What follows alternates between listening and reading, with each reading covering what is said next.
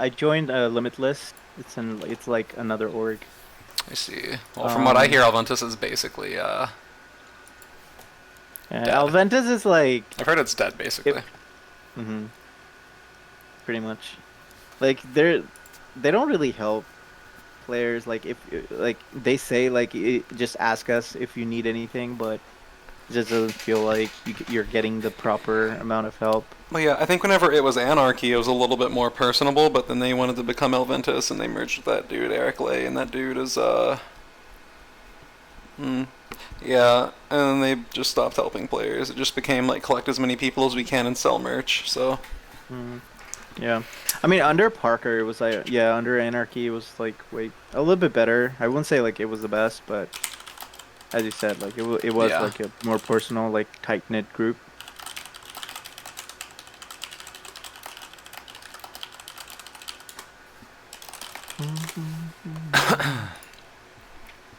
Okay.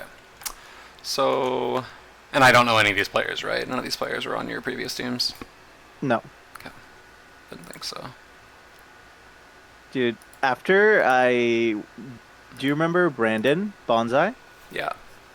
Yeah, like after that team, I would say like this is the next team that I have the highest hope for. Yeah.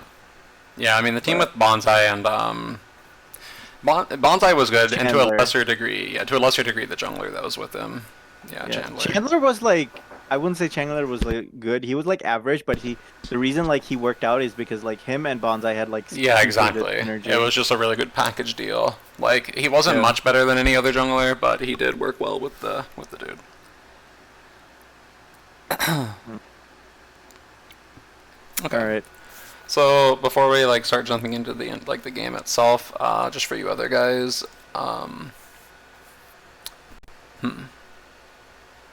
like as an intro, I guess. Like, I'm not gonna tell you like my whole backstory because I don't care about all that. My thing is, like, as a coach, like, I'm not here to tell you specifically like every single instance in this game. If you guys have like specific questions, you're welcome to always like levy them. Uh, and I'll answer them, or like, oh, what do you think we should have done here? What do you think we should have done there? But like, my goal isn't to like tell you how you could have won this game. It's how you can apply stuff, in the future. Like, more like general ideas. Like, I try to teach like general ideas, like macro type things, instill game knowledge in you, not just teach you um, like, it's not teach you whether the answer is A or B. It's like to teach you how to arrive at that conclusion yourself. You know what I mean? That's why, like, whenever I did coaching for pro guides, I never would take like live coaching sessions, because if you're doing live coaching, all you're telling somebody what to do is what to do, and there's no way they can absorb the information, right? Because if you sit there Yeah. and explain every step, you don't have the time to do it. Like in a VOD review, one game usually takes like an hour and a half to go over, because I need to explain so many different like situations, and then we start breaking stuff down into nuances, and it's like, well, what if this, what if that, right? Can't possibly do that if you're playing a live game. Yeah. So, a lot of stuff in a coaching session is going to be like hypothetical. We're going to talk about, what could have been done better as well. I think a really common thing is people will like get so caught up on the why they did something, and they might even have good reasoning, and it's hard to accept that it was still not the right choice, right? Like, you can come up with like a million different plays where this is the case, but a lot of people will see like only an A and a B, and they will argue so hard for why they did what they did. But sometimes it's a matter of minimizing risk. Sometimes it's a matter of maximizing reward. Like, maybe we're behind and we have to go for a play, right? Some people are LS fanboys and they believe, well, you can't play for people to make mistakes, but sometimes that's the only thing you can do, right, in a given situation. So a lot of stuff is going to be like more um, what's the word I'm looking for here? Like conceptual, I guess. Like, conceptual is more of like what we're going for here overall. Not like trying to, because like I'm not always going to be there to hold your hand, right? Whenever you guys play in the future, whether we have another coaching session or not, maybe it becomes a long-term thing. Maybe this is a one-time thing. Who knows? But the idea is that you're able to take away certain concepts and like go with it from there. Because you're probably never going to have a game again where, like, at this exact timestamp you get a kill, and then this exact timestamp you get a kill, and like there's all these objectives, right? Like, the first issue I saw whenever I got into the screen share here was you guys had Elder Dragon and you're up kills, but you're even in towers and they have soul over you, right? Like, something obviously goes really, really wrong with your macro here, because it really, really shouldn't be the case, right? And that could be an issue in game. That could be an issue with drafting. Um, like, one problem with your drafting is that Ornn and Diana and Alistar want to go in really hard, but then Victor and Ezreal do not want to go in very hard. Victor can flex, right? But Ezreal doesn't at all go with the rest of your team comp. So it's like there's all types of things that you can pick apart like that, right? But anyways, we'll sort of get into it now. Or I guess before we get into it, if you have any questions you want to ask before we even start, you guys are welcome to. Whether it's a general question related to this game or not, or something specific, whatever you have in mind. If you have something to ask it now. Sounds like nothing, right? So we'll just begin. Also, I guess like as a, I don't know, like something I like to like tell people is like whenever you get coaching, or at least from me, I don't like it to be like a, like I'm not coaching from like a place of superiority, so don't like feel shy to ask questions. I don't know. I feel like that was an issue I had with a lot of pro guides coaching too, because I would see people from like all different elos, and a lot of them are like shy at first, or they're like, yeah, last time I got coaching, the guy just flamed me, told me I was bad, and told me to do things better. Like that was literally it. Like it's supposed to be like, you guys are paying me to teach you on your time, right? Like this is, I'm servicing you. You're not attending my class. It's not college. I'm not a professor. I'm not going to be like, sit down, shut up, and learn. Like you guys are supposed to use me for my services while I'm here. So like you could literally ask to pause and talk about something completely unrelated if you want. Like I don't care. So going into this game, the first thing you guys should like get comfortable with doing every single game, and this is like common sense and everybody should know this, but it's really easy to like turn off your brain and just sort of AFK. But look at the lanes and see what you have to work with. It's a lot easier to do in a range setting like this as opposed to solo queue, obviously. But you can look at your lanes and see like what's gankable, what crab can we play for, when can I invade. Like all those things are important to think about every single game, because you don't want to like turn off your brain and just default to blue buff every game when you should be pathing bottom for this one specific game. Or whenever you know that you can win a top lane, a top scuttle fight, right? Like just look at your lanes and think about that every single time. Like Victor, as weak of a laner as Victor is, Ryze is like pretty much equally as weak. So it's basically going to come down to, am I the stronger jungler or not? And then, depending on which river you're fighting in, how your lane's going to have prio. You're probably never going to have Ezreal having prio against Ziggs. You could say that like Braum and Alistar basically provide no push, right?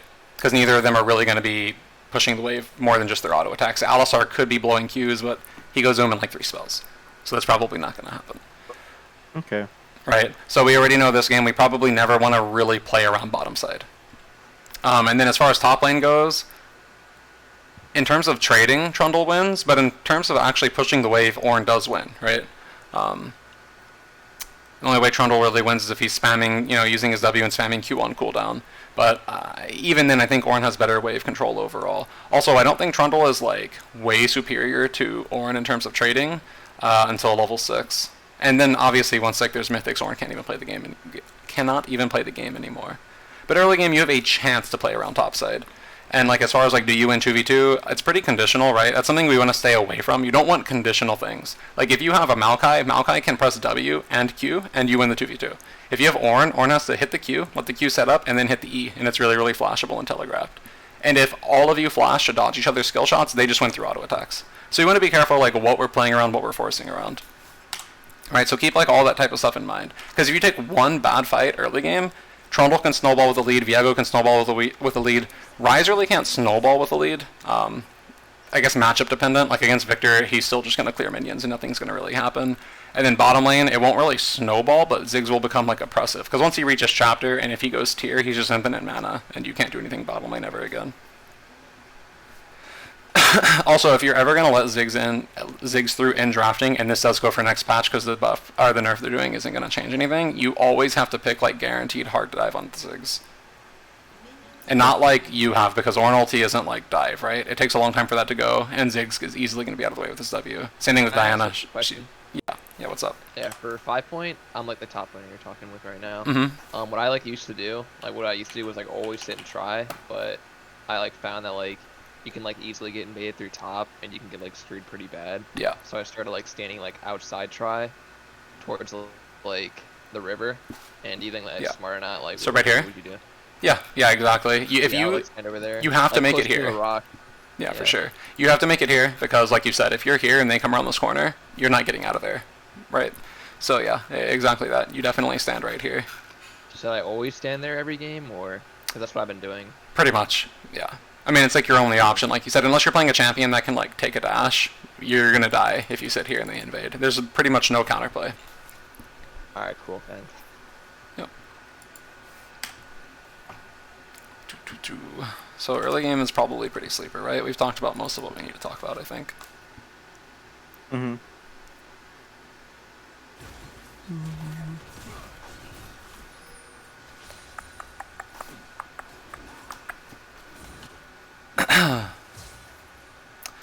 Also, just as another general statement, I guess, I'll just keep on letting it play because I don't think anything important is going to happen. But the concept of like win conditions, because that's something that people use a lot. Like, I've heard the term win con. Back whenever I coached collegiate, it was like that's all half of their comms. Like, this is their only win con, this is our only win con, this is the win con, this is what you do, this is the win con. Like, I'm not saying to delete the word from your vocabulary, but to me, getting hung up on a win con is like the worst thing you could do. Because people, if you believe that one champ is your win con or one champ is their win con, it like sort of tunnels you in on like the wrong thing, right? Because if you were to say this game, Victor's our primary DPS, he's our win con, because Ezreal's poking, Diana's bursting, but Victor's our win con, like you're just gonna like, I don't know, you sort of play to one thing too hard. And at the same time, like the same could be true for them, right? If they acknowledge that Victor is your win con, then they could tunnel and try so hard to camp Victor, and they end up losing because of your bot lane, right? Like, play to your strong lanes, but don't set yourself on one win con. That's like one of the biggest issues I see with competitive teams. Because But like, doesn't it also like depend on like what your team comp is like? 'Cause, of like, course, if like we're, all everything's with a playing grain of Team salt. Victor- Right, like that's Yeah. the biggest thing to learn. Like everything's with a grain of salt. Like obviously, a team with 2 tanks and a bruiser and a Lulu, Jinx is going to be the hyper carry. That's going to be your primary carry. But what I'm saying is like, you could just as easily say in that exact same scenario, one of those 2 tanks is Maokai and the enemy team has 3 AD, right? Like Maokai's going to be unkillable because he just goes like Thornmail, Frozen Heart, and Spear Visage, and how does he ever die? And he can probably like 1v3 and get kills. Like my point is that you can kind of win through most lanes. Win cons become more rigid as the game goes on, obviously. Like if top lane is hard losing and mid lane is hard losing, bot lane is the only way you're probably going to get back into the game. But I'm saying from like the 0 minute marker, don't zero in on just one way to play the game properly. Because it's not really the case. Also the assumption that you can only play around like carries or you should only gank for carries, because I've seen that typed, millions of times, like in all elos too. Like it seems like it's something that I would call like a more low elo mindset, but I've seen it literally typed like up to, in past master tier, where people will say like, you should never be camping a tank, why are you ganking for a tank, why are you ganking for a tank? But if it's a free lane to gank for, why not? And I'm not saying specifically this game, I'm just talking in general. Because again, like, and I'll always use like certain champs as like my placeholders. Like I'm talking about hyper carries, Jinx is probably the champion I'm referring to. If I'm talking about tanks, probably Maokai, because he's the easiest one to work with, right? I'm sorry it looks a little bit choppy, but it just sort of happens with replays sometimes. But anyways, like if you have a Maokai and you're playing like a decently high damage jungle like Zen or Lee or whatever, it's pretty much guaranteed kills if somebody overextends, right? Like there's nothing wrong with getting a tank ahead. Or any champ. Talking about Maokai a lot. That's not a champion I really play. Should I like maybe pick him up? I think so. I think he's really, really strong. And like I said, it's just sort of like the default I go with. You could apply that, to a lot of other champions. It's just that he's super easy to work with. He's a really strong laner. I think Maokai is like depends on the skill level you're talking about. Because if you're like god tier mechanics, not even god tier mechanics, but if you're just pretty solid, like Camille's the best champion in the game right now, 100%. She's the best champion for carrying because she has a really good lane phase. She scales really well. No tank can build resistances against her. But in terms of ease to work with a team and ease to actually just play at a mechanical level, Maokai is like one of the best top laners in the game right now. He's already, doing pretty well, and they're buffing him a pretty fat buff next patch. Because he's like the thing is he's the only tank that can force trades on his lane opponent, right? Because Malphite can't do anything without his ult up. Ornn, again, you have to hit the Q and then the E, and it's like a relatively slow combo. Maokai can actually force shit, which is why I prefer him over any other tank.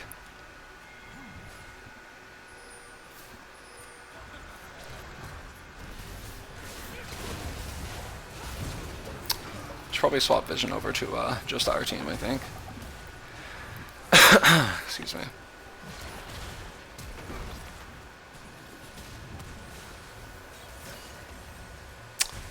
Yeah. So we'll back up since that was the first bit of action.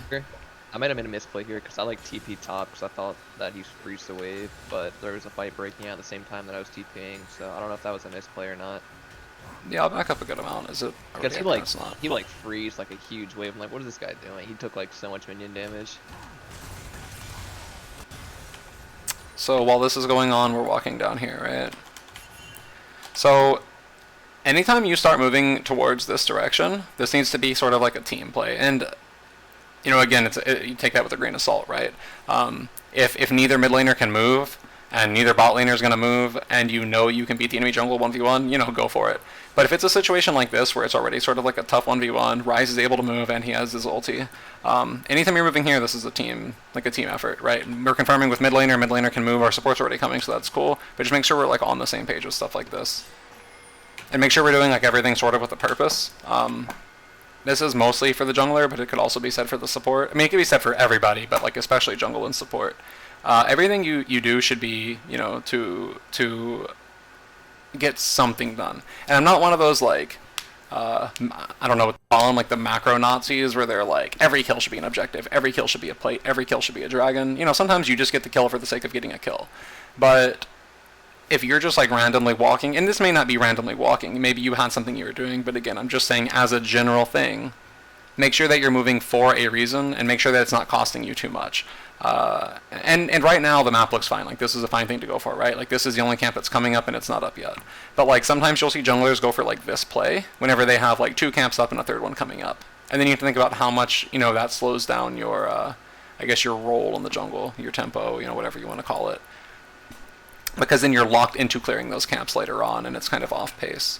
So just make sure you're always doing stuff as a team whenever everybody can move. Because before, Alistar was moving, you know, you're here, Victor's here, Ryze is here, and if their jungler showed up, you have a 3v2, right? But now, if their bot lane comes up, you suddenly have a 4v3, or a 3v4, however you want to word that. So it becomes sort of like a bad situation, right? And as far as you TPing back top whenever this is happening, I wouldn't, again, don't like lock yourself into this completely, but a general rule that I have for teams is don't TP unless you are already planning on the TP to help your team. Like if you weren't already ready and talking about it, like, hey, if this happens, I'm going to TP to help you guys, or hey, if we see this, I'm going to TP or whatever, it's not really worth reactively TPing to something if it wasn't already in your plans. So, like, I can give an example, right? Like, ignore this fight happening right here.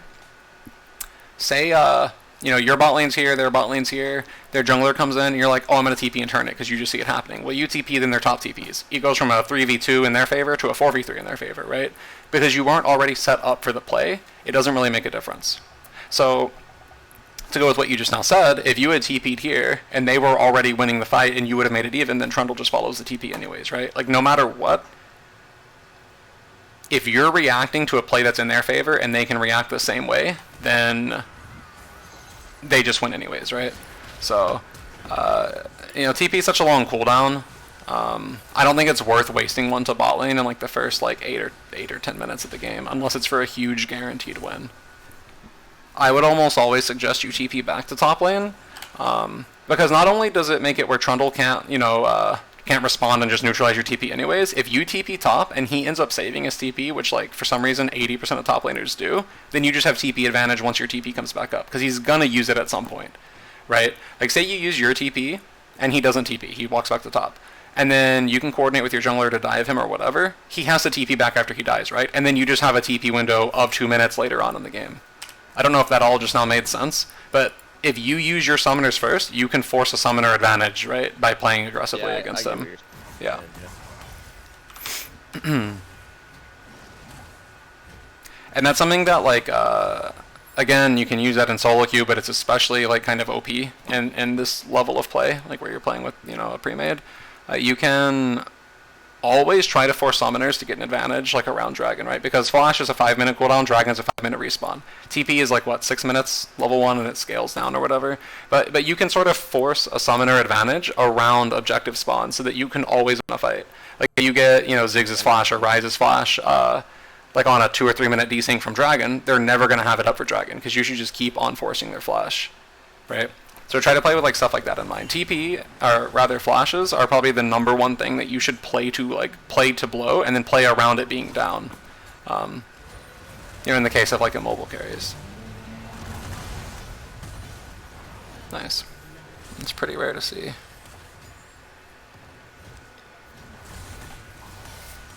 Also, the pacing of this is like, I'd say like relatively slow. First blood at 8 minutes. Is that how you guys normally play? Like, do you guys play a more slow game? Do you play super aggressive? What is your overall play style? I mean, we usually play towards like how our comps are. Like this is a pretty relatively new team. So I think we can play both sides. Like we usually play like a more aggressive mid laner. So I would say like we like to play more aggro early. But I guess like for this comp we were trying to do something different and see like how we play in like a more slower pace. Yeah. I think we were just trying to like hyper scale crap like that. We scaled pretty well. Yeah. Yeah. I mean, there's nothing wrong. I was just, you know, curious because it's kind of like, I guess, it's pretty decent discipline if you play consistently without having first bloods in like the first 4 or 5 minutes. You're not coin flipping games. Alright. So with that kill happening and him having TP, you just probably immediately reset. You sort of have to, right? Because if Diana comes up here right now, and I wasn't looking at the map like the last 10-15 seconds, but if Diana comes up here right now and Viego comes up here right now, they just win the 2v2. Like there's no way you win the 2v2, right? So we want to be cautious about this. Also, regardless of what happens, maybe she comes up here and this is just a free kill. You want to get out of the mindset of like, oh, but it worked out, because but it worked out never justifies the play. Because the way I see it is like risk assessment, right? Like, yeah, Trundle's flashless, but Diana's also flashless, and once she dashes in, there's a pretty good chance she dies if Viego's here. If we know where he's at, you know, that completely changes what I just now said.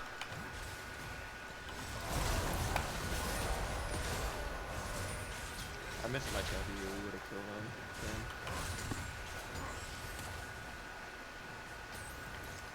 him. And the second that wave crashed right there, you were out of there. Like, after that gank happened, we're just immediately out. Okay, cool, so we're resetting. And then every now and then, you just sort of want to get in the habit of, like, checking the state of the map, like, as a team, collectively. Like, think about what could happen from this point, you know, what can the enemy team do? Because, like, we were talking about how win cons become more rigid as the game goes on, right? Like, you sort of get more, you know, narrowed into what needs to be done if you want to win. You need to look at the same thing, like, how is, you know, is one lane getting bullied? Is one lane winning hard?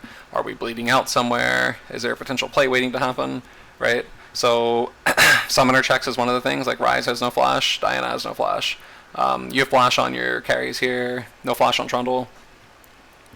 At this point in the game, you want to just constantly be bullying people that don't have flashes, because you should be picking up as many kills. Like, lane phase is the time to just farm kills, right? Like, there's no devastating punishment for overcommitting to one side of the map. If you send 4 people bottom right now, and they send 3 people top right now, you're going to get the 2 kills bottom. Top laner can just back off or whatever, or even he dies for it, right? They're not going to take top tower. They're not going to push for like 2 towers and an inhib. Like, nothing like that's going to happen while plates are up. This is the point in time where if you're proactive, they can't really react by doing anything on the map. It's basically whoever makes the first move wins, as long as it's set up properly. Right? Excuse me. Later on in the game, if you send 4 people to kill 1 person bottom, then they probably do get Baron and a tower, you know, or 2 towers. You know, it's where macro becomes more punishing. But at this point, you should be playing as aggressive as you can around summoners being down. Like, again, Ryze's flash is down. You have a Hex Flash Alistar. You're looking to kill this Ryze over and over again. Like, you're investing, like, you know, a pink ward in here and a pink ward in here, and you're pressuring him so he can't play the game. If he wards here, you just keep on walking in here with the sweeper. You want him to feel as unsafe as possible. Also, Alistar just goes here and Hex Flashes over. Like, this guy can't play the game. I think I tried to do that only once. You said only once this game? Yeah, I think I only tried once. Yeah. And so get in the habit of trying that more. Like, that's probably one of the first things you can improve on, as far as, like, early game aggression goes. Okay. Utility tutor. Yeah, that's actually seeing that. Yeah, and that's maybe like a grief trade to go for, but like that's sort of like a thing where as a coach I just sort of like say, you know, like it happens, because anybody can point out that it was the wrong thing to go for, right? But yeah, I mean, it just is what it is. I'm more focused on like the decision making.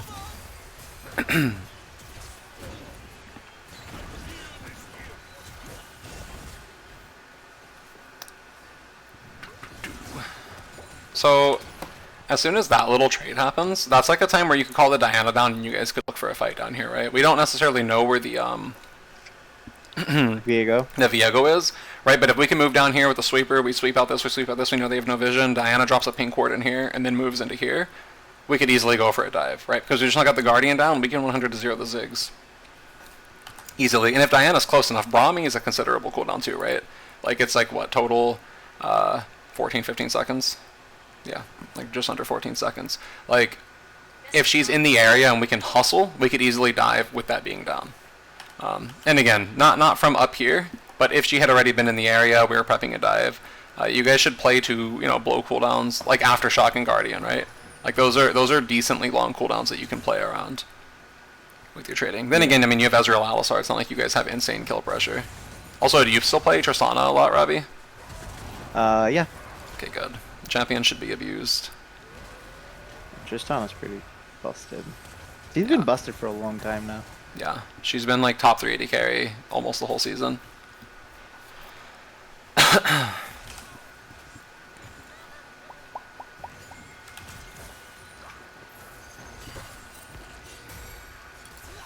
I misplay this so hard. Like right here, I was contemplating like either going for like a flash auto or just walking up to auto. Yeah, you definitely always insta flash an auto right there, because he can't outplay it if you do. Yeah, like I was greeting.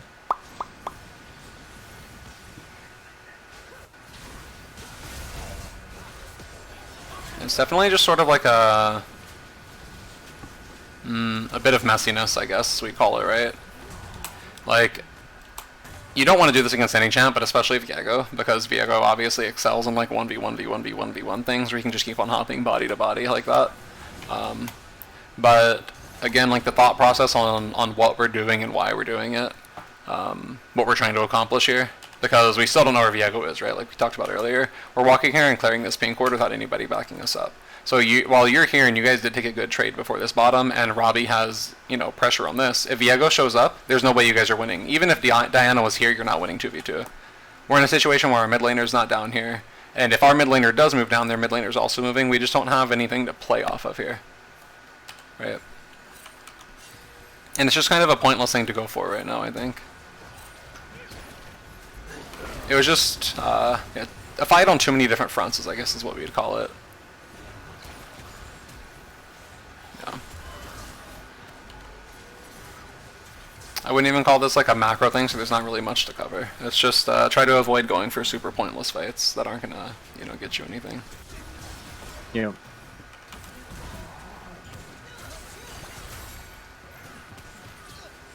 Okay. So with that, we can again look at sort of like the state of the game, because every few minutes we need to be doing that and get in the habit of doing it and know what we can play around. So we obviously know Viego got fed off of that, right? Like that's one thing. We sort of have to play away from Viego for like the rest of the game, because once Viego hits his one item spike, he's gonna carry the game for like the next, you know, good while. Unless you have like hard CC, you can lock him down and burst him down. But you have an overall scaling comp, like you said, right? You don't have something that can just pop him like Annie or Syndra. You don't have like a super high DPS 80 carry, and you don't have great chain CC. You don't have anything that allows you to do that. So since you can't really shut the Viego down, you fight away from him for the rest of the game. You still have a top laner you can sort of fight around. Your AD carry is more fed than their AD carry. And you definitely don't want to play around mid lane whenever it's involved. Victor's already a super scaling pick as it is. And when behind, you just can't really ever do anything. So basically, you're trying to win through bot right now. That's like your overall, like the way it's played out, you're winning through bot.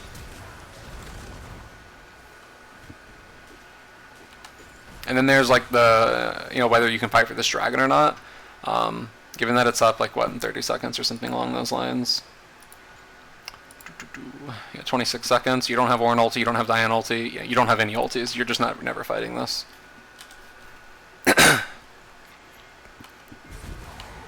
And so with that in mind, you should also be maybe trying to make something happen elsewhere. But that's also kind of hard to do. You can't really force against the Trundle, because if you send 3 or 4 people up there, he can easily just hold the tower as long as he has his ulti up, which he does. So at some points you just sort of cut your losses and concede. And just like I was saying earlier, you sort of want to play around enemy summoners force their flash 2 minutes for a dragon, so you can always play around that cooldown disparity. You also don't want to put yourself on those cooldown disparities either. Like you shouldn't have all of your ultis down whenever a dragon's about to come up. If there's a chance you could fight it in the first place. Again, I'm not picking at this game in particular because you probably couldn't have fought it anyways. But just in general, if you have like an ulti-centric team, champions like Diana, where they're useless without their ulti, Ornn is useless without his ulti. Victor's just sort of useless early game, so we wouldn't even really include him in that. But like Alistar is kind of useless without his ulti in a 5v5. You want to make sure you're going to have those cooldowns up. And so, maybe you have the decision to force hard on a dive bottom a minute before dragon comes up. That's something I would never do. I would force 15 seconds before dragon comes up. I wouldn't force a minute before it comes up, right? Because then you're just going to be ultless whenever the dragon comes up, and those 2 kills don't mean as much as they could. And a lot of this stuff is stuff that you'll have to, like I said, take with a grain of salt and sort of play it by ear in the future. Because, it might come a time where what I just now said is sort of out the window and doesn't matter at all anyways. Also, this is sort of another case of the pointless trading, like I was talking about earlier. Whether or not Viego is there or could be there, you just don't want to go for trades right here in general, especially against Ziggs, right? Because it's like sort of a constant battle of attrition against Ziggs. I thought we were, that was just stupid. I understand.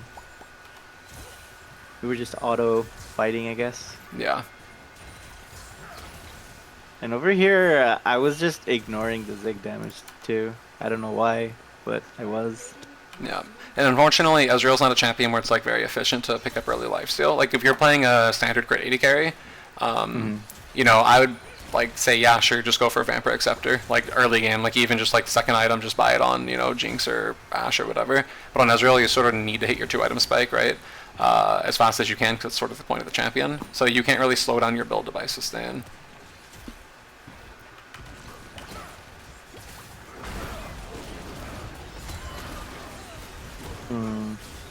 So I'm not saying that, necessarily would or would not have happened, but it probably would not have happened had that Tribush trade not happened before, right? Because you're missing like a third of your definitely HP. 100%. I had to use like 2 of my potions. Yeah. Because of that.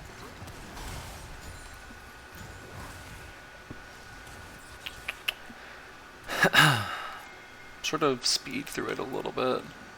Actually, it seems like there's action happening over here.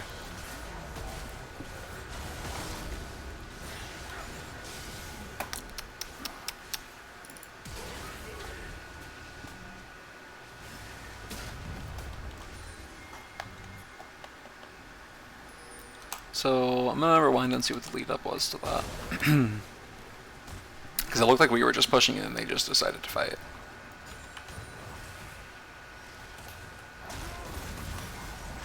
Yeah, and this is sort of what we're like looking for, right? Like you're shadowing, you're not just brain dead pushing, like this is like working together, shadowing, you have a TP ready. And I'm assuming you talk about this, right? It's sort of like I was saying before, how like a pointless TP, or how pointless a TP is if the other person has TP to answer. Because you have a 2v1, and if Ryze TP's in, and then Victor TP's in, it's just a win, right? Because you just have number. Oh, he didn't even TP, and he literally walked. I didn't even realize that his TP wasn't available. Anyways, that's like sort of what we're looking for overall. Just always have a lot of coordination going into it. Like, at this level of play, it's going to be pretty rare to just win through mechanics. As long as you're just out strategizing, you literally can't lose. Like, if you get it down pat to play for, like, soul every single game, you'll basically win every single game. Like, that might sound like a big general bubble statement, but it's kind of true. But that just comes with sort of, like, working on your, it's almost routine. Like, in collegiate scrimming, certain teams just sort of fought and just played the game, but the really, really good teams, like MU, Columbia, or whatever that team's called, they did almost the exact same thing every single game, no matter what, and they were so good at it that even if you knew it was coming, you couldn't stop it. Like, they would get an 8-minute, 30-second Rift Herald every single game. And I'm not saying you guys should play for that specific thing every game, but you just get a certain routine now. Like, you just sort of feel the rhythm. Bot lane knows which wave to push out, things like that. Mm-hmm. And you can pretty much do it no matter what the matchups are, too.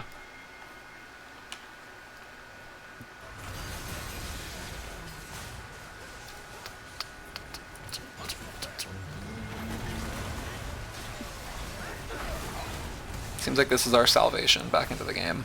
Although that's a little bit of overchasing going on. So, I said I wouldn't really pick apart individual mechanics, but this is sort of like a more team-focused statement anyways. But it doesn't matter whether it's 2v2, level 3, or a team fight at any stage of the game.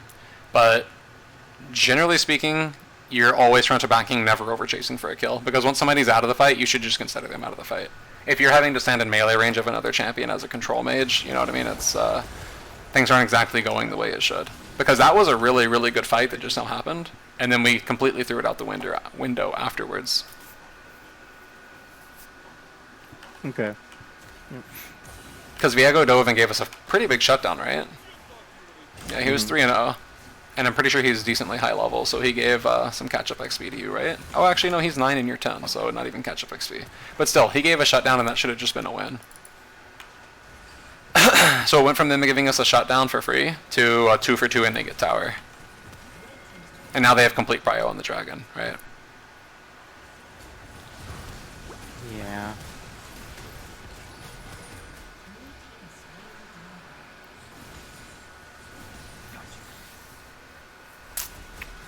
So you said you're a new team, but do you feel like you often end up in the situation where they have better macro early game? Like, better overall control of the game? Because, like, looking at the map state, I guess it's not the worst, because it's 2-1 in towers in your favor, but your towers are about to fall over anyways, right? Both of your towers are about to fall, and they have all 3 dragons. So is that recurring, or just a bad example? I mean, we haven't played too many games, but usually, like, what I said is, like, we usually play more mid-centric. Like, when I say mid-centric, like, our mid lane plays more aggressive champions, and, like, we usually are able to, like, get them ahead. And then, like, our macro is, like, decent. I would say, like, our macro is, like, better than this. Like, our map states are usually better than this. Right. Okay.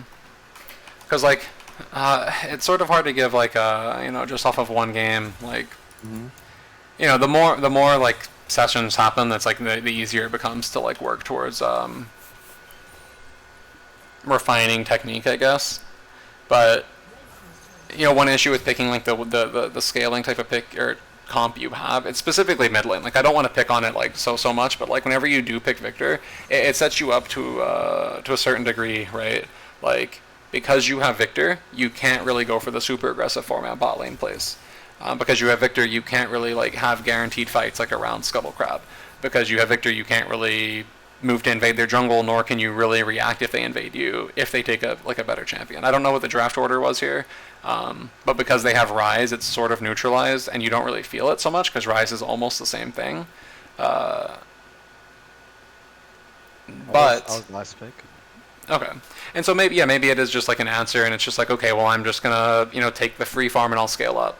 And so while they can't punish you, you also can't punish them, right? Like, say you had taken something that was more of a counter to Ryze, or something that even aside from countering Ryze, you were just able to be more proactive with your jungler. It just opens up a lot more. And I'm not saying there's a right or a wrong. I'm just saying that it might limit what you can do early game. But maybe you know that, and you're sacrificing that just to be a more guaranteed carry later on. Yeah, we were discussing, like, we need, like, a team fight late game mid. Yeah. So that's why I picked Victor. Otherwise, I'd just pick, like, LeBlanc. Or, like, I like phase into Ryze too. Yeah. I think Margot. And then as far as lane assignments go, you probably want Ezreal with the team at this point in the game, since he's going to do a lot more than Victor is in a team setting, I think, since you have Sunder, right? Yeah. I mean, I guess it's sort of comparable, and Victor does give you, like, solid wave clear just to plant middle, but I think Victor is going to be able to get, is going to have a chance at poking out the Rise, at out shoving the Rise and maybe poking him, and maybe eventually taking this tower. I don't think Ezreal's going to get anything done here. Like, Ezreal is better at poking in like a 4v4, right, where you're clumped up around Rift Herald, you're all sort of dancing, because he can poke with his team. But in terms of this 1v1, Rise wins the push every single time, so you don't ever get a chance to land a Q. So I don't think you want to be stuck in a side lane. Okay. Yep. But wave assignments will come, or lane assignments will come later. I mean, I think like at that point, like we were talking about, like Viego is like top side, so like I wasn't really like caring about, you know, someone ganking, but Yeah. I guess like I should have, like, you know, since we didn't know for sure, I should have played safe regardless. Yeah, I think speaking in absolutes and stuff like that is something that a lot of teams make the mistake of doing. And again, without actually hearing the comms, I can't really know. But something that happens a lot is people think that, you know, because this person's camps are coming up, they must be topside, they must be at their red buff, they must be here. And that's something you hear at all levels of play. And it's just a really, really bad habit to have. You want to get rid of it. You should never be thinking of where someone should be. You need to think about where they can be. You know, because over the last 45 seconds, you know, where could Viego have gone from this like thing that was happening right here? Did we see him, you know, go? Did we see him go up? Like, if we saw him walk up 20 seconds ago, there's no chance he's bot lane yet. But if we saw him walk up, you know, 40 seconds ago, then yeah, he could have recalled and made it bottom by now, right? So just, and I know you know this, Robbie, because I've taught it before, but constantly think about whether you can die, not if, you know, not what other people say or not where he should be. Like, it's good to float ideas, and it's good to have an idea of what people are doing, but your priority is not dying, right? Yeah. And so it's just constantly thinking, like, possibly, is it possible for me to die here? Is there any way?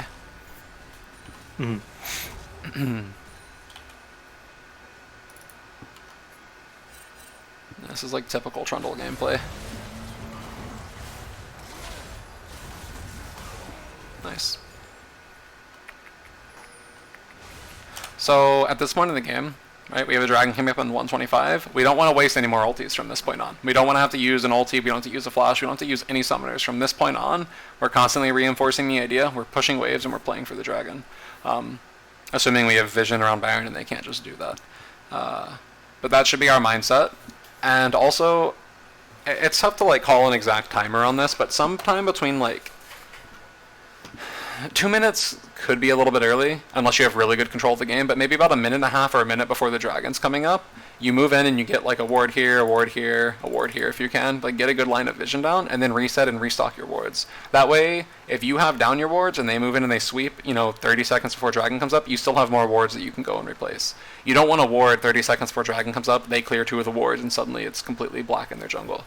But always like start preparing for dragon a minute and a half before it spawns. Okay. And again, right now, we're just playing to preserve all of our cooldowns. That's our #1 goal right now. So we're never pushing past the middle point of the game. I don't know if that Rift Herald was expiring or not at this point, but we want to save that for, like, you know, 10 seconds before dragon spawns, just so we can sort of, you know, use it to get some pressure.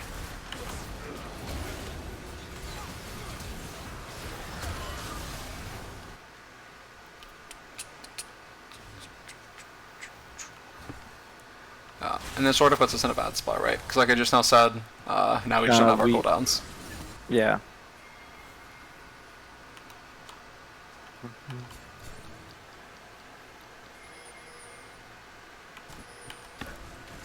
And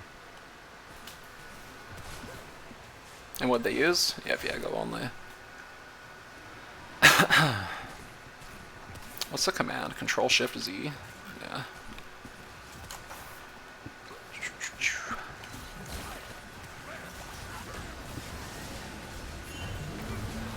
Without ulti, that's about how it goes.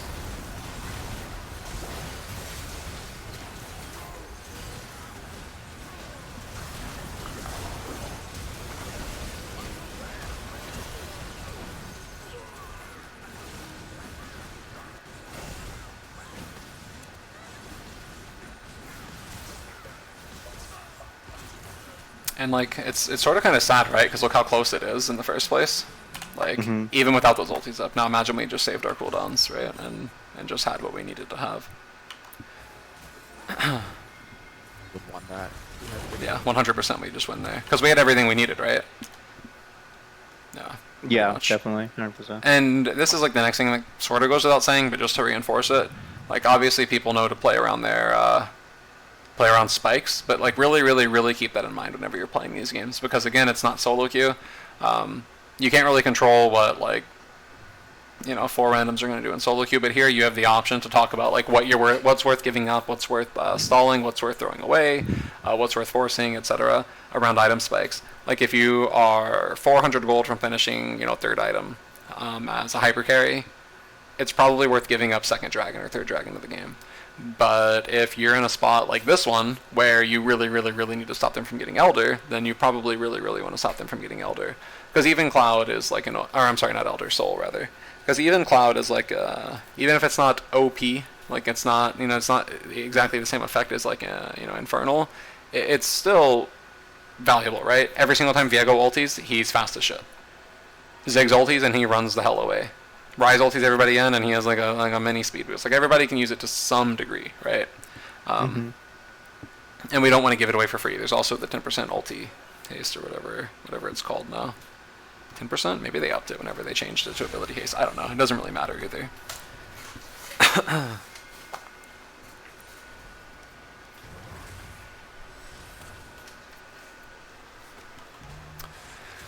Okay, but now I guess we'll take another point to pause, because I know we're doing it a lot, maybe it gets repetitive, but this is how it should be in your minds whenever you're playing. We need to look at the state of the game.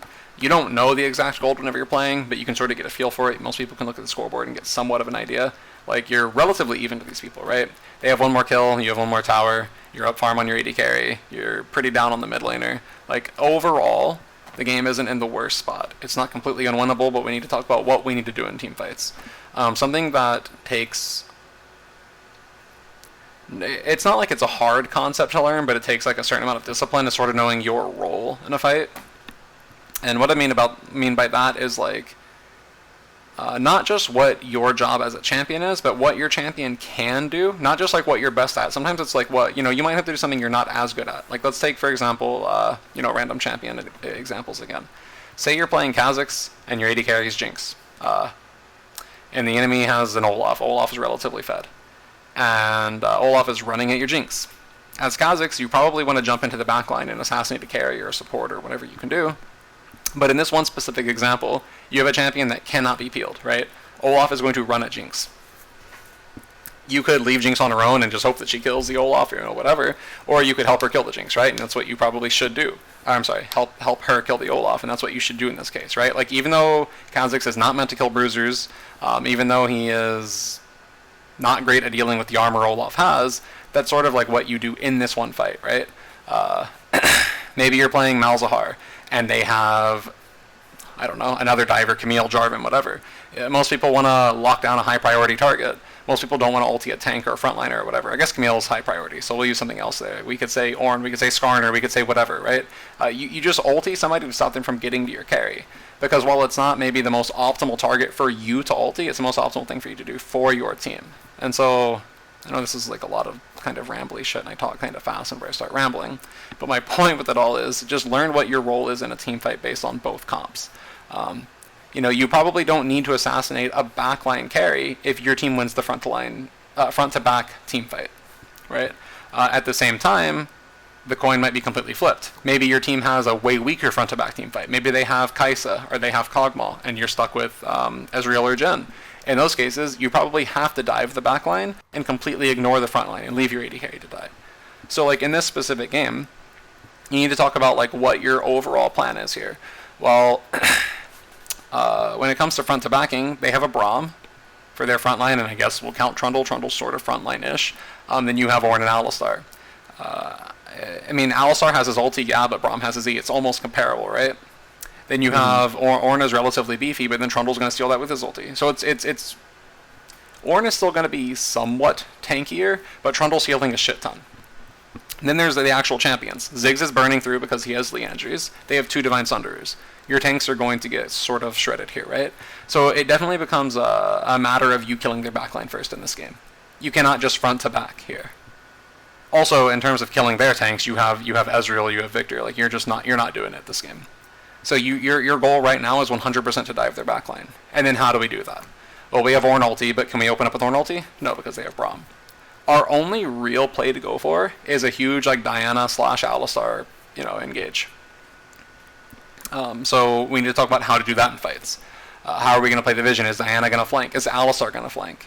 Are we going to try to do something that makes Braum below his shield first so that Ornn can ulti? Or are we fine trading Ornn ulti for Braum's E? Most times that's not the case, but maybe for one specific reason there is. So those are the types of things you sort of need to talk over. Maybe you're going to use an Ezreal ulti just to see if Braum will eat. If he does, he's an idiot. He fell for it. But plan out your team fights and everybody know their individual roles. I guess that's sort of what this was all to say. And different games obviously will change everything. And maybe just one champion in a comp changes everything. You trade out this Ezreal for a Kog'Maw, and suddenly you're god tier front to back team.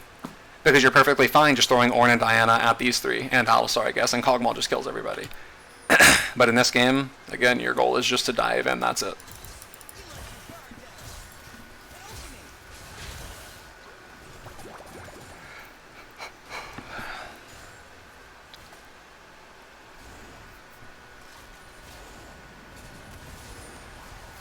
Whoops. So, is this like a specific thing we're going for here? Are we cheesing? What's our overall like macro right now? Like what are we trying to get done? Over here, I think we were like we were trying to like clear the wards and like bait them into us, because we were talking about like we can't really start the dragon, so we were trying to like bait and engage or like some stragglers from them so we can just engage and like get a numbers advantage before like Ryze can TP and stuff. Right. And if we kill one, are we going to be able to immediately force the Baron? Are we trying to force more? Are we trying to take inhib? Or are we just sort of playing it like by ear? We did not talk that far through. Okay. But if you ask me right now, I would say it depends on which champion. Like if we can get the Ziggs, then yeah. But if we can't get the Ziggs, then it's still gonna be hard. Yeah, another thing is like you just now said, is sort of knowing like what you can do based on what targets are dead. Like if Ziggs dies, I would take pushing over Baron almost any time, if it's possible, depending on health, obviously. Mm-hmm. Because Ziggs being dead is the only chance you actually have to do that, right? Yeah. Okay.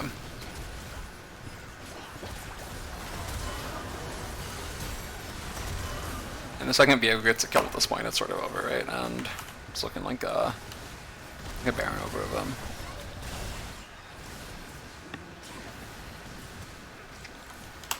So we'll back up and sort of look at how it even started, because honestly I didn't even see what target we engaged on, but yeah. And Ziggs popped Ornn into them. Yeah. I think we saw Ziggs. I think Ziggs was like knocked up. Well, the issue is before that we were sort of dancing with the Trundle. The thing is, if we're cheesing, and like they meet us, we meet them, I think they know what's going on, right? Like they're not AIs. Like they see you, they know that the whole team's probably there, probably stacked. Nobody's clearing waves anywhere. Nobody's farming this middle. Nobody's reaching Ryze down here. To them, this is obviously, it is what it is, and you don't have the damage to burst on the Trundle. Because like I said, if he just ultis Ornn, then he's basically a tank for the next 8 seconds. The second you see a target that you do not want to engage on, like if you can't see a target and say, yeah, dump everything on this guy, you're just out of there. That's like a sort of like good general rule. If you have the ultis to throw out and kill a target, go for it, and if not, just get out of there. That's what you want to live by in these situations, I think.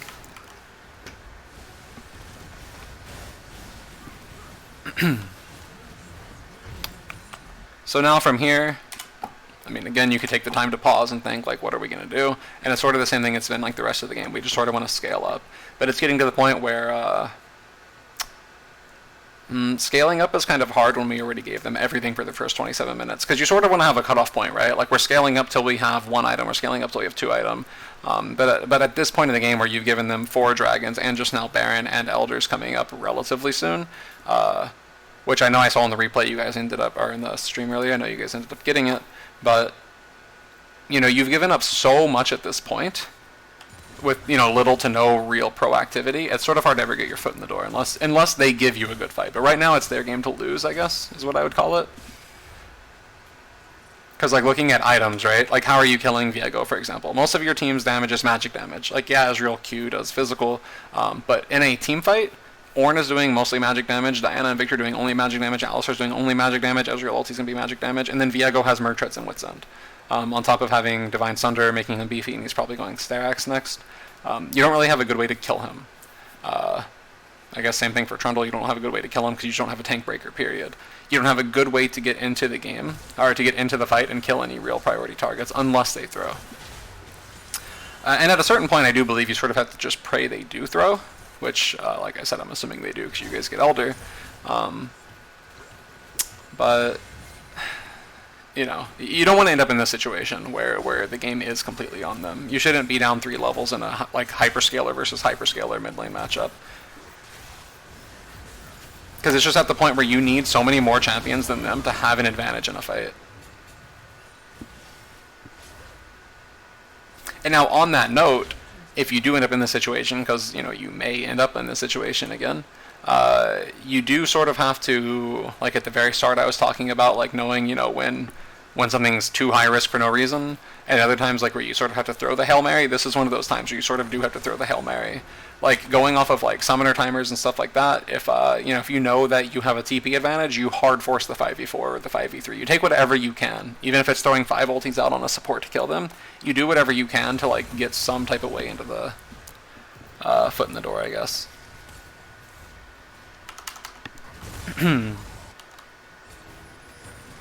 Also, I think it would be safe to say that at this point that you'd be willing to give up anything for Elder Dragon, because that's like your one. You know, the one thing that can really turn a game around is that. And again, however you do that, you know, depending on team comps, but just in general, force as hard as you can. Not like tilt force, because tilt forcing doesn't get you anything. But if you see them making a mistake like this, where you just now saw one of them mid, right? Who was it? Trundle?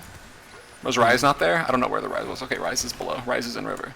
So like right there, we have a chance that we can force this, because Trundle is, even though he's not super far, if he is right here and we're all right here, we could easily force this fight. Yeah, I think we were talking about it, that we're gonna engage, but then I think we got scared and backed off because Ziggs got like a 3-man queue. I don't know. Like we were talking about engaging right there because like we saw like Trundle was there. Yeah. Mid lane.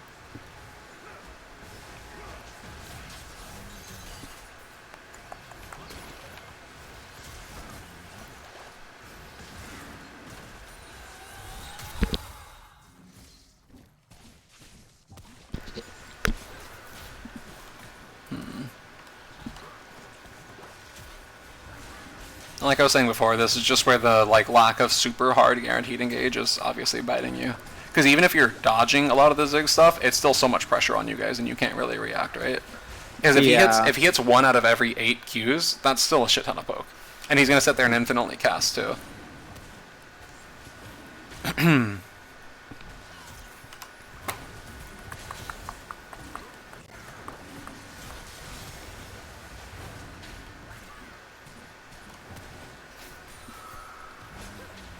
Yeah, this is just the craziest Baron or Dragon Dance I've ever seen.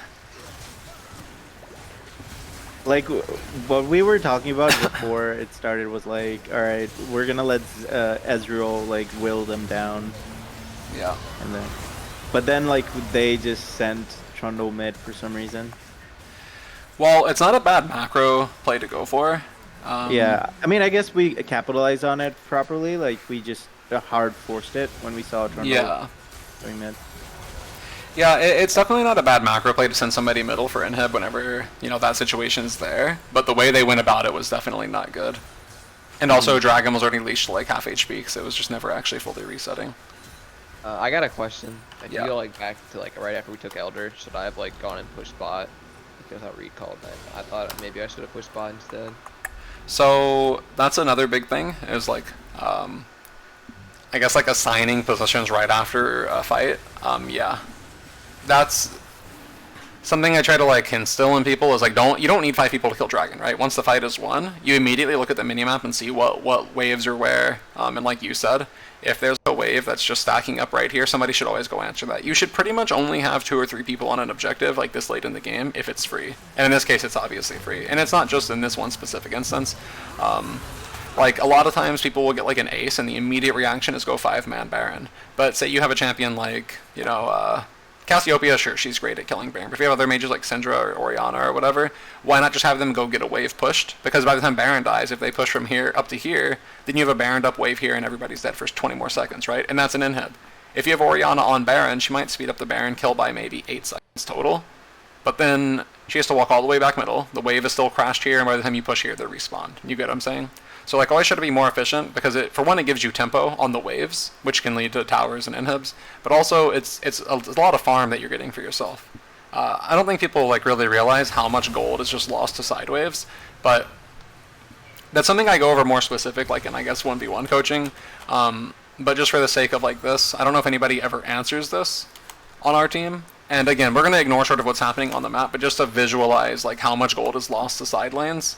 Like, you can sit here and stare at waves that crash, and remember, it's 21 gold for every melee, and 14 for every caster, and then tanks scale up to like, whatever, 70 or 90.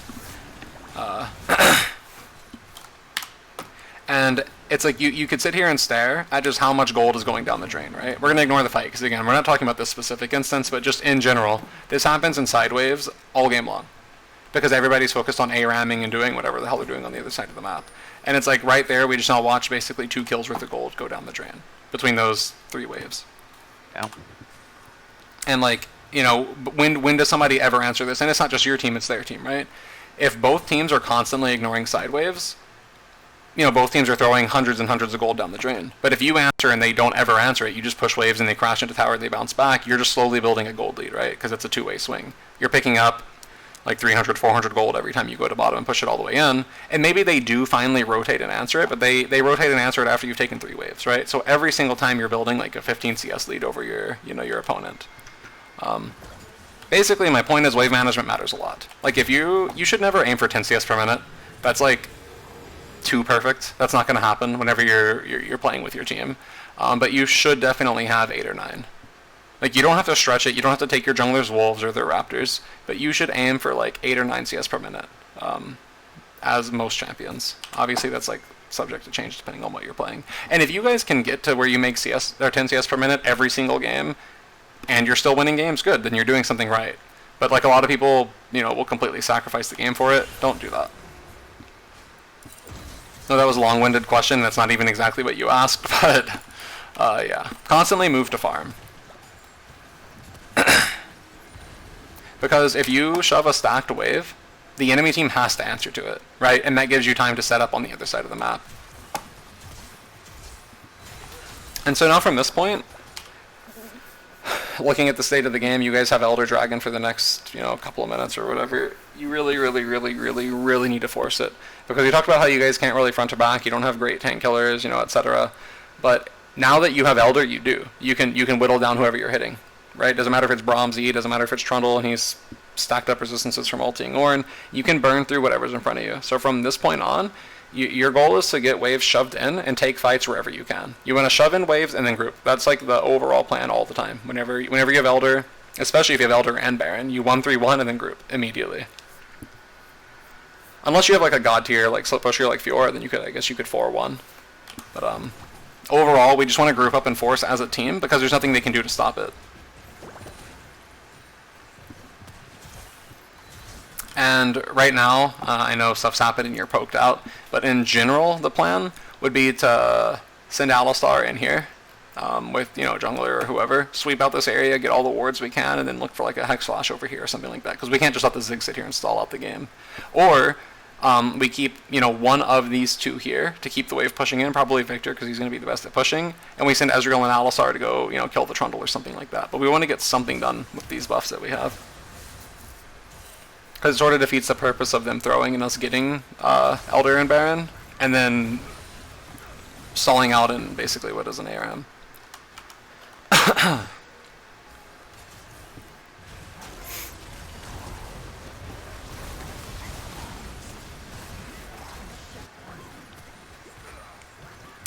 And so the issue with that is like, he just died up here and we didn't get anything done, right?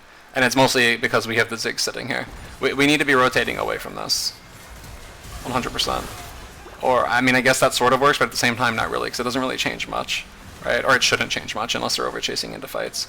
But we want to be playing away, just away from this always. It's so much easier to dive a side lane than to dive mid lane, right? Because if you go with them under here, they have a lot of avenues of escape. They have a lot of ways to play around it. I always tell my teams, you know, if you are in the driver's seat and you push a side lane, it leaves the enemy with a lot less options, right? Say you're playing against Fiddlesticks, right? If you're pushing here against the Fiddlesticks, he can ulti from here, he can ulti from around this corner, he can ulti from this bush, he can ulti over this wall. He has so many options. If you push down here, he can either be behind their tower or behind this wall, and that's all he can do, right? You're limiting the options that your opponents can come at you with. Say they have a Malphite, right? Malphite can only come from this window. He can't like TP anywhere behind you like he could here and come from any, like literally 360 degrees. You want to like narrow their possibilities when you're ahead. It's like the, I guess, the mantra at this point in the game.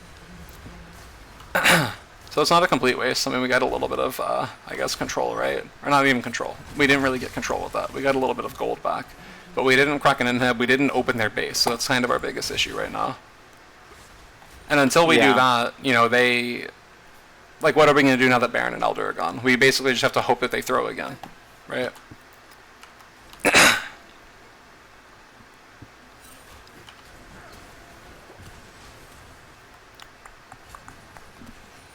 I'm pretty sure the game's almost in full reset, right? Yeah, I think everybody has flash back up but Ziggs and then what? Ornn and Diana.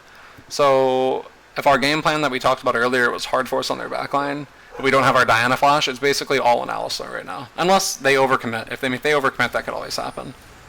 But for our proactivity, it's basically all in Alistar to find the Ziggs. Or this to happen, if we just have a crazy flank.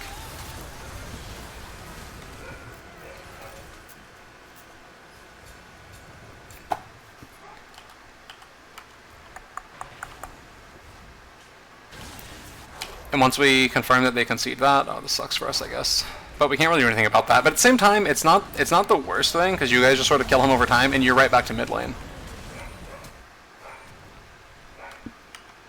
And normally, excuse me, normally we want to play for side lanes, like I said earlier. But if we get the chance to like 100% force down one because one person is dead, we always want to force down where they have an inhib. Oh wait, we didn't even end up killing the Trundle. I didn't realize. Let me back up really quick. Yeah, as soon as we killed the Elder there, if we can't for sure 3-man down here and take this tower, we're reacting and killing the Trundle. You guys just hunt him down and kill him. Because we want to stagger their death timers, right? Viego's dead for 34, Ziggs is dead for 32, that's cool. But we're not going to get from here to here and take this tower in that time frame. Because if you guys show up, it's essentially 3v3. They have Ryze who can one-shot the wave. You're not going to dive because they have Braum and Trundle there if Trundle makes it back. Because these two aren't going to kill Trundle, right? So Trundle's going to get away instead. You guys just all rotate up, or maybe one person goes down, because if Victor goes down here, there's no threat on him. He's going to get out 100% if they try to collapse. Victor comes down alone and does this. Ezreal and Diana go up and kill the Trundle. You want to constantly stagger their death timers if possible. Again, unless we 100% knew we were going to get something done down here. But there's just no way of knowing that. In fact, you can probably pretty much guarantee that it's not going to happen because of where the waves are.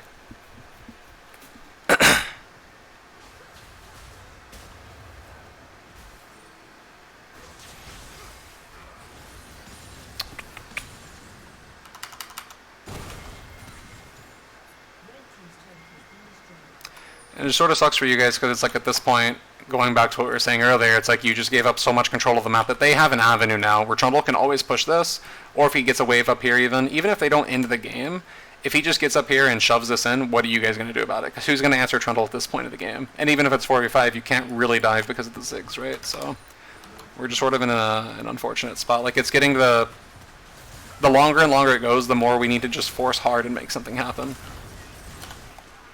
In the second we see Ziggs ulting and they're trying to do everything they can to clear out this wave, if we're not immediately diving, that's what's going to happen because we saw Trundle clearing this, right? We probably have like a, we give ourselves like a 20-30 second timer to ace them, or we go back and answer the Trundle.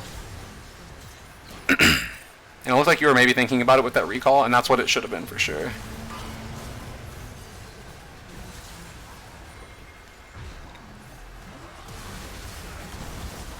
And it's sort of just going outside at that point. Because while I think you guys came back and you had the you had the chances to win. You had put yourself in such a bad situation. I think even at this point, it was mostly their mistakes that led to it, right? Like they got kind of sloppy. I think you guys took away your own agency, and there wasn't enough like decisive, good plays in the early to mid game. And yeah, I think the game was just out of your hands until they gave you Elder Dragon, right? I don't really know what I would go back to and specifically point out. So again, if you guys have any questions or things you want to talk about, we can. That have to do with this game or not, like I said before. But overall, it's not bad. It's just a lack of decisiveness, right? You need to get a lot more decisive with your calls and be maybe a little bit more aggressive in what you're doing.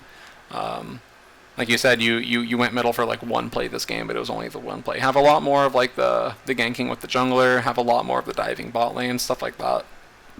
Playing to force things to happen.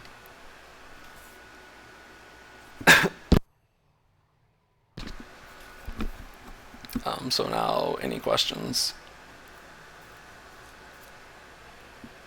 It was very informative. Thanks. Feels like a little bit like, you know, a little bit Aki. It's usually a little bit more discourse. I don't know, dude. I always end up with teams that are like very agreeable. Yeah. Honestly, I think we all like didn't play as good as we usually play this game. Yeah. Felt like we were off, and then we just came back together at like late game. Yeah, it's like you got it all together, but it was like sort of too little, too late. You couldn't decisively do anything at that point. This game could have been won. It's just we just thought Toronto couldn't end or something. Yeah. I mean, like that's all also looking at the end, but I would say like that was one mistake out of like so many. True. Yeah, I mean, there's definitely things early, like I said, like, you know, taking the random bad fights, taking the little trades around here. One of them was more than a trade, right? Because they got like 3 or 4 kills out of it. Just little things that let them sort of run with the game.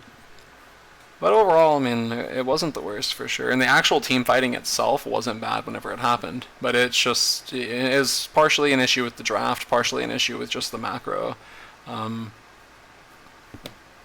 Yeah, I mean, it's some games there's not as much to critique and go over, I guess, too. One thing I would ask is like, do you think like Ezreal again with like dive comps is bad? It's not a matter of is it always bad, because it doesn't work well together, but that doesn't always make it bad, right? It's just a matter of like, okay, whenever you have your comps, you sort of need to check off certain boxes.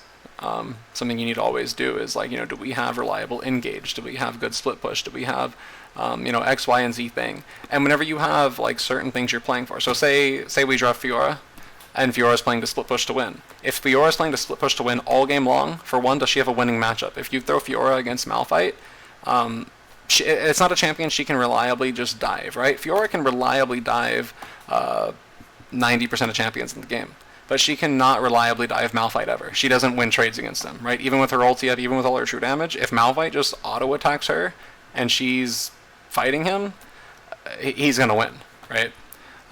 It's just how the champion's sort of designed. It's like anti-fun.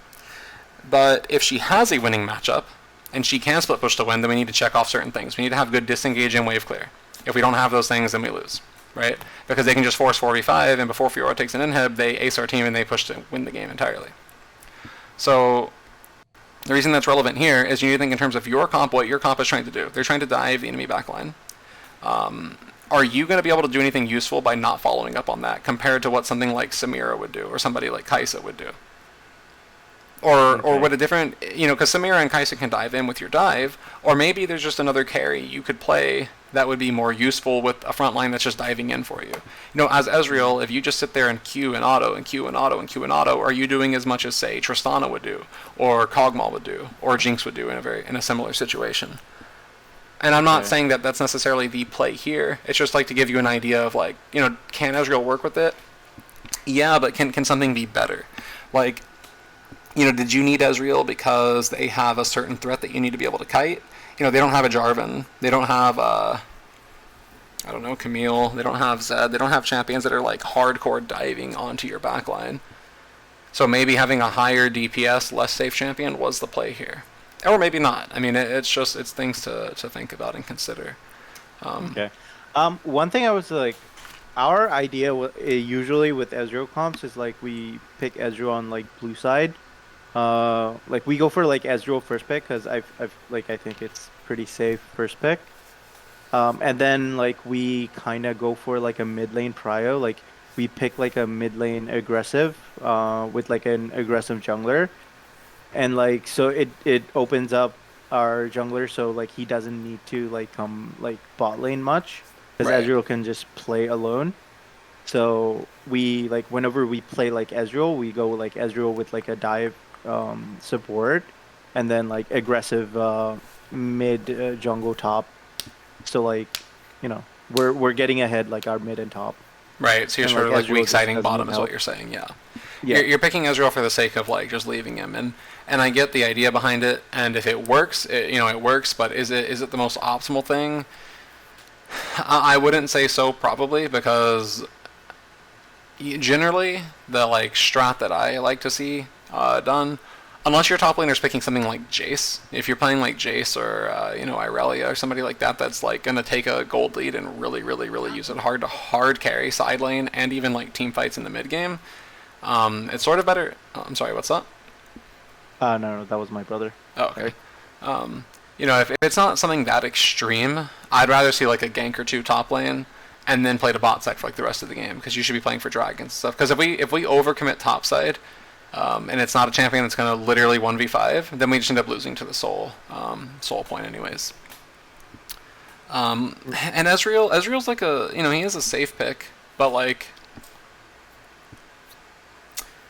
I don't want to pick. AD carry at the end of the day is a role that's meant to carry. And so if you're going to pick something that's not going to carry and you're just going to be weak-sided and go even, I mean, you might as well be playing something like Seraphine or Ashe. Yeah, that's true. Do you think Kai'Sa would have been good here? I hate Kai'Sa. I think the champion's really not great. I think she has good, front-to-back DPS-ish, and she can dive in, like I said earlier. But I think the champion's pretty overrated. I think Vayne, Kog'Maw, and Jinx are better front-to-backers. And if you want a diver, you just pick a champion like Samira. I think Samira is probably the best diver for AD carries. Mira would have been good here. Who? Samir. Oh, No, yeah. he said like Samir would be good. Yeah, Oh, yeah, just Samira would be. asking. Yeah, she'd be fine. She'd be pretty good. She's... While it is kind of tough for her just to jump into like Trundle and Viego, like at the same time, she'd be better for the bot lane 2v2 if you're able to actually go aggressive. Although I don't think Alistar Samira is great against Braum Ziggs. It's not the worst, but it's not the greatest either. Maybe like Thresh would be better. Do you play Thresh, or was Thresh banned? This is our like new support, like tryout support. Yeah. So we were just going for comfort here. Yeah, that's fine. I mean, there's nothing wrong with that. It just maybe would have been a little bit better if you play stuff like that. Anyways, it still works though. I got a question. So, Yo. what mid do you think would have been good here, like dive comp wise?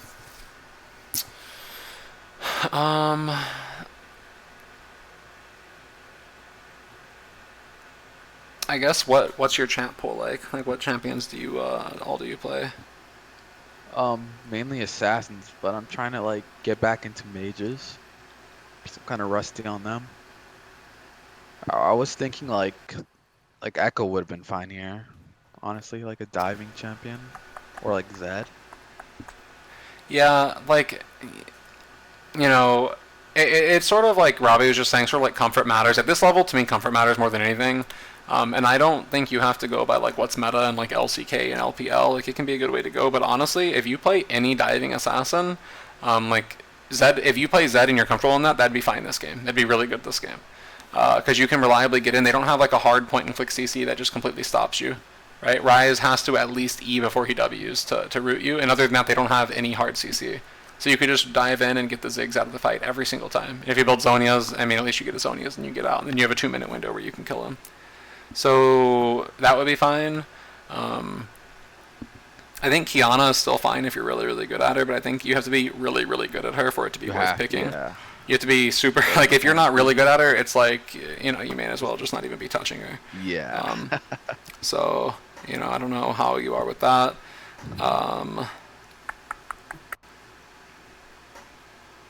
I think Jace is a broken champion for both top and mid. It doesn't go with like a dive comp, but if you're playing, just talking about AD champions in general, and somebody that can hard win side lanes for you, that's really good. Lisa in mid is still pretty good. There's another mid laner that on a team I coach who still likes to play it a lot. He says it wins every single matchup and he enjoys playing it. So I mean, I think that's good. If you have the team comp for it, Yasuo is still a really playable champion. So Zed, Lee, Yasuo would have been good picks here. Yeah, I think so. It would have been pretty worth it. Because you'd think in terms of like outside of the lane phase, you know, if you can take over a game with 2 really strong split pushers, you pretty much win the game. If you have 2 winning side lanes, you win the game. Or if you have something that can just reach their backline in this game, you win the game. Like if you have Yasuo with Alistar, and Alistar hits a flash like 2 or 3 man knock up, they're just aced, right? Before Braum can even get his E up because they're knocked up for like 3 seconds, you just wombo them and they're all dead. Or maybe we could have taken the comp in a different direction and we could have played a front to back and kept the victor. But then that would require us, you know, having more of a hyper carry, AD carry. And I think having more of a disruptive support rather than just an engage. Because at the end of the day, that's what Alistar is, right? Like, he can peel with his W, but most of the time you want to engage with Alistar. Because when it comes to disengaging, you'd rather have something like Janna, Lulu, Thresh, Gragas, Rel. Also, Rel is pretty broken. I'm pretty sure. I don't know how much she's being played, but I think Rel should be back to being like S tier for engaged supports. Can't really jump out of her shit. Yeah. What are some like safe ADCs that I should be like playing, at least for competitive? Not that it's like safe because of mobility, but Ashe is just a broken pick because she wins like every single lane pretty much. Okay. And I mean, obviously, there's always the arrow. Hawkshot is like an incredibly invaluable skill because what else can just reveal the entire map and show where their jungler is, or at least where they're not, so you can predict where they are. If you're able to like play a lane where it works, Kog'Maw, Kog Lulu, Kog Braum, Kog Thresh are all really good. Again, Ezreal's like a default pick. He's not, I don't think he's, you know, amazing, but he's like a good champ to default to if you want safety. But I'd rather see you play something that's more carry, you know, carry-ish, because I know that that's sort of your thing. Yeah, I can do that. Yeah, I would say Ashe is the #1 thing, honestly. Okay. Okay, then what are the strong ADCs like Tristana? Ashe, Tristana, Vayne, Jinx, Kog'Maw, Samira. If the comp is right for it, Samira. I'm not really that good at Samira, to be honest. Well, if I guess just Tristana then. I mean, Tristana's in a way similar to Samira, sort of, kind of kill lane, you know, resets, pretty snowbally, pretty safe. Doesn't Samira like have tough time against like tanks and stuff, right? Yeah, I mean, depends on the champion, but yeah, if it's because she has to dash into melee range, and you know a decent amount of her strength is in her ability to block a skill shot. If it's somebody like, for one, if it's somebody with CC, again referring like to like Maokai, right? If Maokai just W's Samira, she's forced to just sit there and auto him. And then if she ulties and he Qs, it just cancels her ulti. Like, if he sticks to her, she cannot play team fights. So yeah, against 2 beefy of team comps, it's not always the greatest. But if it's just like a tanky champion, but they don't have like, you know, hard CC for her, it's no different than, you know, fighting anything else. She just ulties and heals through their damage for the most part. Yeah.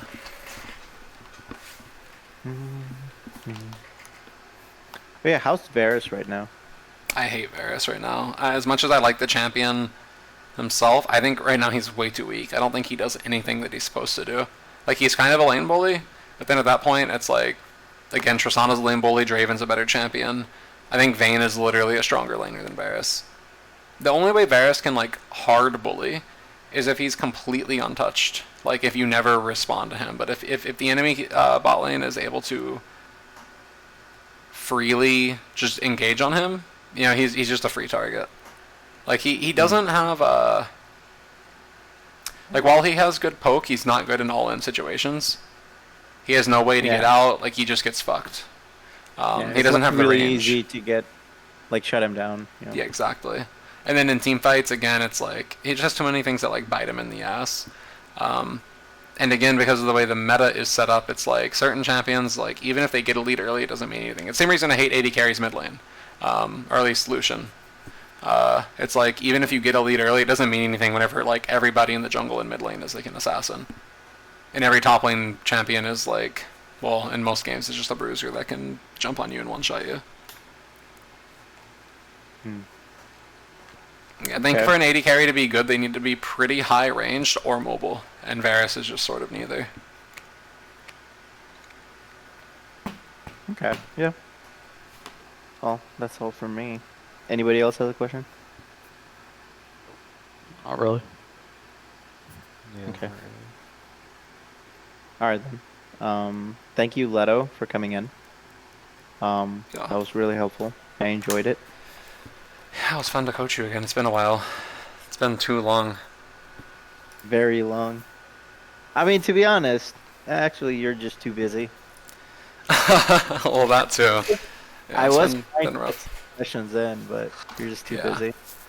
Yeah. Well, maybe we'll make it more of like a sort of regular thing. I started loosely coaching again recently. So Loosely. yeah, Wait, I mean it's weren't not you like like coaching Green, Theo's team? yeah, I was coaching Green and Teal and a little bit of Felix's team and an amateur team, but then I just sort of stopped. Like I'm sort of up and down with it, but I kind of want to start doing it again. Okay. Yeah. We would want you. Sure. Well, Yeah. I look forward to the next time then. Until then, good luck and whatnot. And if you ever want to go over like something quickly together, or if you have questions or whatever, always feel free to ask. Obviously, I don't charge for questions or like 10-minute reviews and stuff like that. So just let me know. All right. Thank you. All right, laters. That was a long review. That was kind of exhausting. Bruh, I muted the server and I'm getting non-stop notifications. Get me the fuck out. Oh wait, I didn't mute ad here. Never mind. Yo. Let me see something really quick.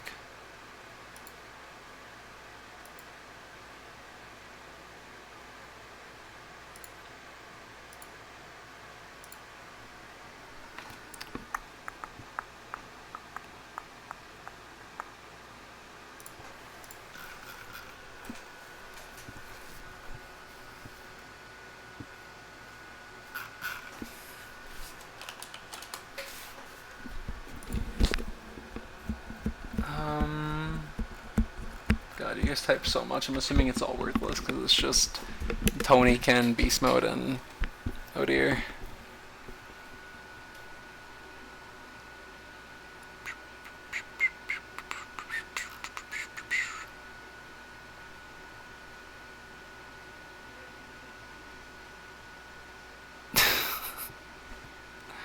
How do you eat your eggs? Out of someone's ass.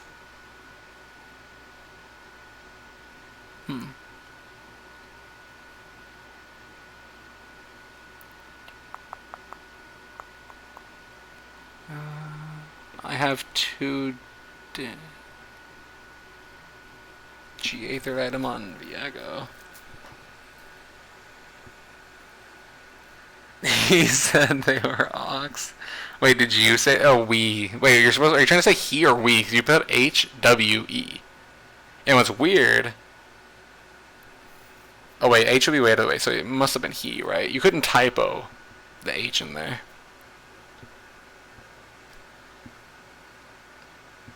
Oh wait, you're responding to Ken. I just don't read what Ken says. My bad.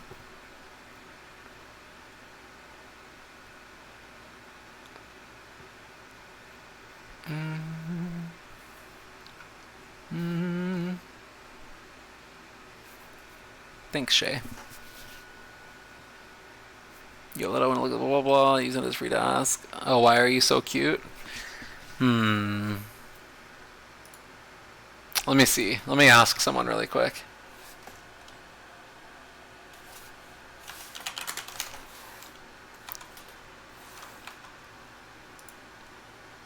Let me.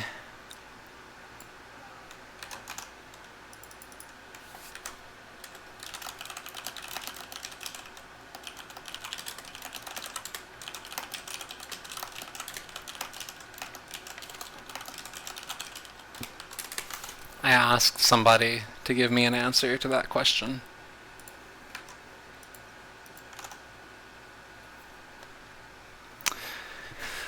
Um. Okay, so we're gonna be it is umpiring. Yo, can you ready me past 20 games? Oh my god.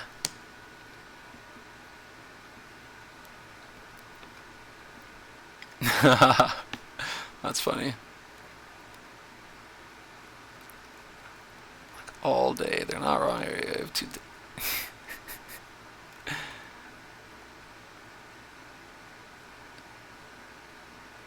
Ken, you're not even in a relationship. Shut up.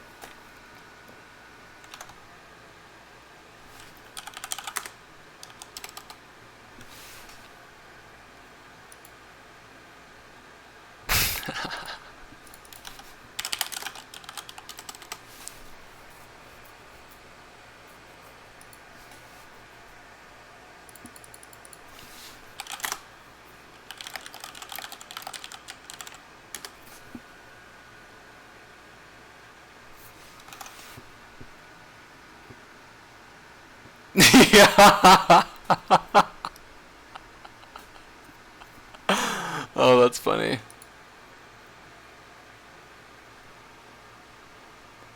That is funny. That's... God, beast mode's funny. That dude knows. That's the funniest thing you've ever typed. For those of you that don't know, it's because me and Omni clip every single thing beast mode does wrong.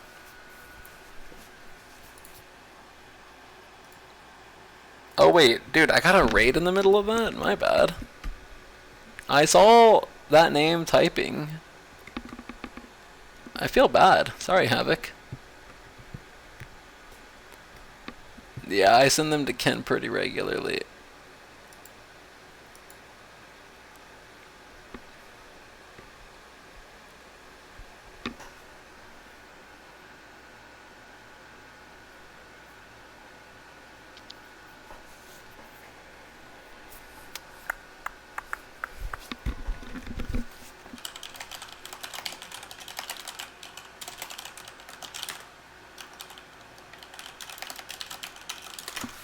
Oh, my good little pog champ.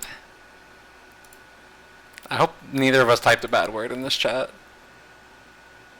Pogo. What is this talking about? Oh, right, because I'm left alone. I'm glad.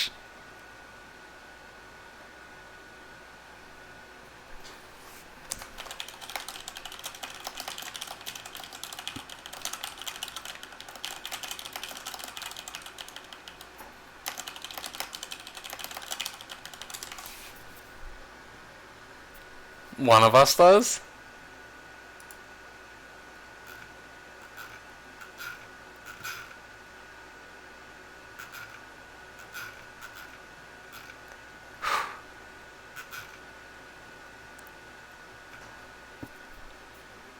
Well,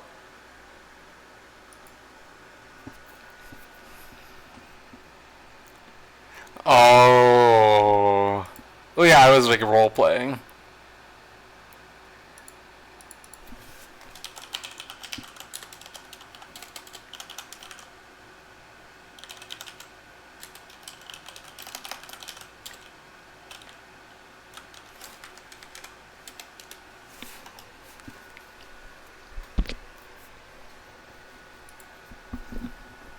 One of the ones I made of you? Yeah, Hyper made that a combo one time. Because there's this game you're playing, and you started fighting, and your entire team was like watching while you died, and I remember you screamed, "Hello!" You, where the fuck is my team? And like me, Hyper, and Meredith talked about it for like the next like 2 weeks. I don't know which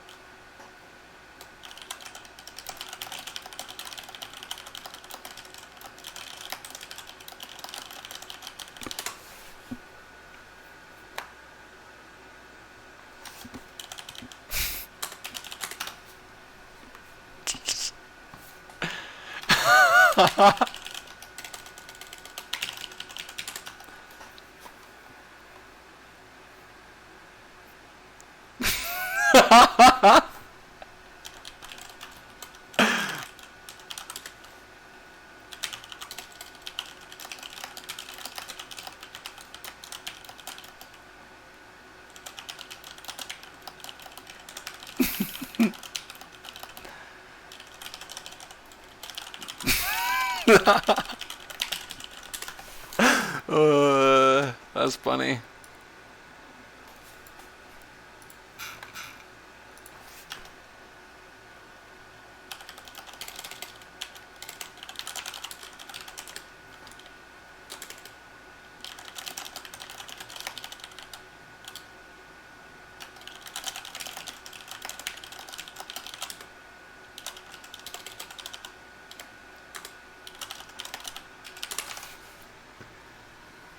Let's see.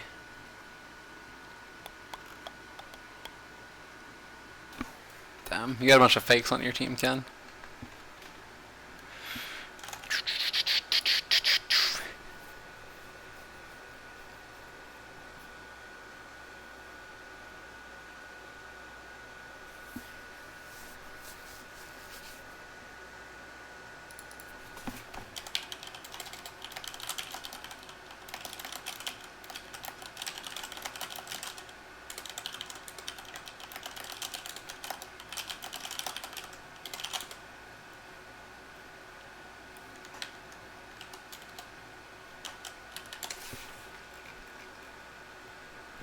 Damn, I asked someone important to me what makes me the cutest, and this was their answer.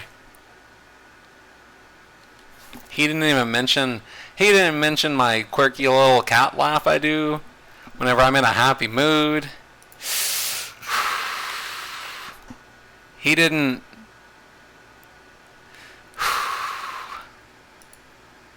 That's crazy. Like he didn't. He.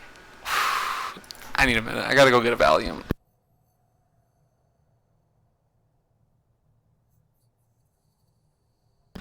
That's crazy. He could have been like, "You're just my cute little F word." A Valium.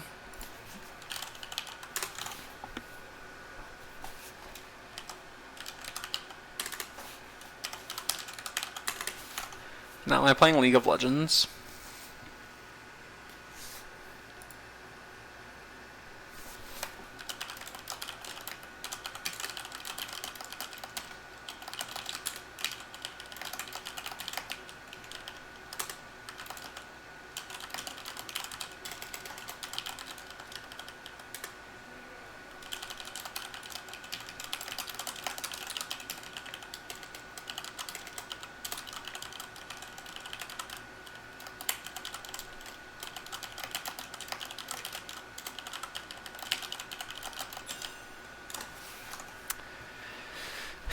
Yeah, I saw what you said about the VOD. We can look at a VOD sometime.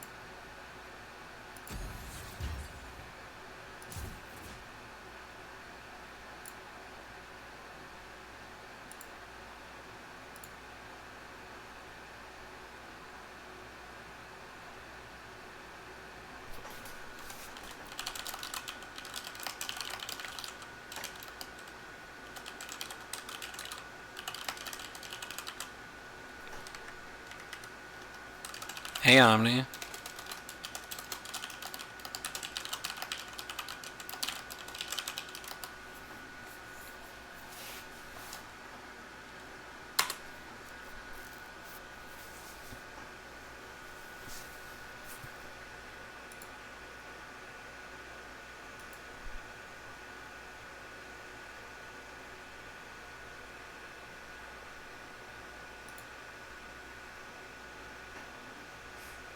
No, is this Omni or Gavin typing? Do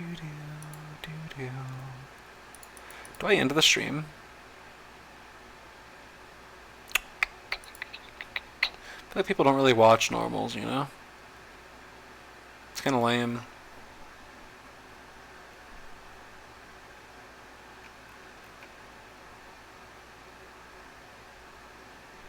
Yeah, peace.